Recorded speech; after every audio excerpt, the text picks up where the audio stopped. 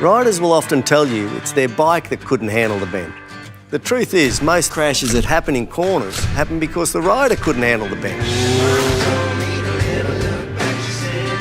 So what can you do to make sure you nail it? And how can your sixth sense help you stay in control?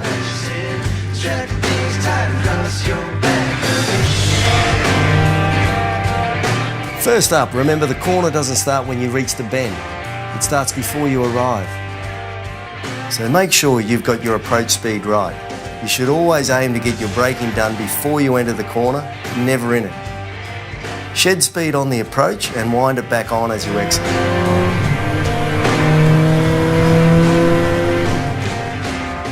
The right approach speed is critical because it gives you time to assess and adjust your line. Turn in too early and you run wide on the exit of the corner. Turn in too late and you'll find yourself on the wrong side of the white lines, off the road or heading into oncoming traffic. Get your approach speed right, get your gear right, turn at the right point and the corner should flow naturally.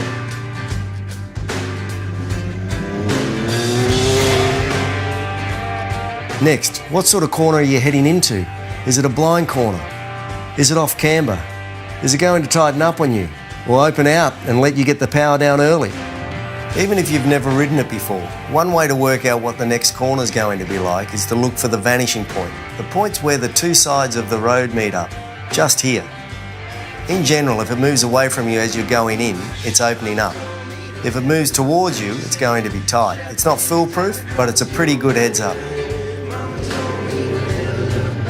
Once you're in the bend, remember to keep your head up and look through the corner to where you want to go, because that's where the bike is going to go. Start looking short or fixating on that gum tree at the side of the road, and the chances are you're going to be shaking the koalas out of it real soon.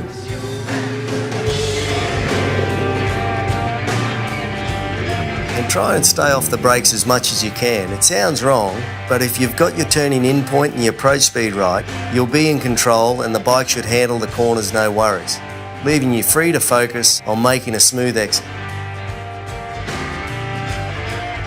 All of these things you can directly affect as the rider, but there are some things you simply have to deal with. The weather, for instance, can really mess up a corner. We all know to be wary of poor visibility and slippery roads when it rains. But bad weather can also increase the risk of debris or standing water remaining in corners long after the event. Stay focused and try to identify issues like these in case you have to adjust your road position or adopt a more cautious riding style.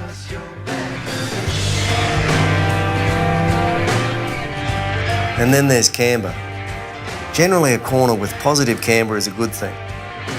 When a corner is higher on the outside and lower on the inside, it means you can lean in less. Gravity works in your favour, forcing you and the bike towards the inside of the curve. This increases the area of your tyres that's gripping the surface and helps to keep you on the road. Negative camber, on the other hand, is a bugger, especially when it's wet or there's debris on the road.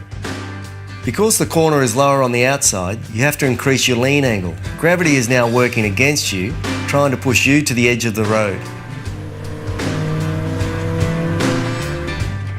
To counter this effect, just take things a little bit easier on the throttle and you'll maintain grip and control.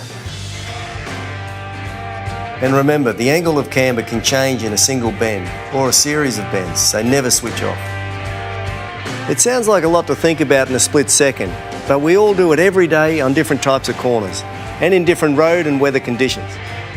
By developing and honing your sixth sense, you can improve your cornering technique, and you and your bike will both be able to handle the bend.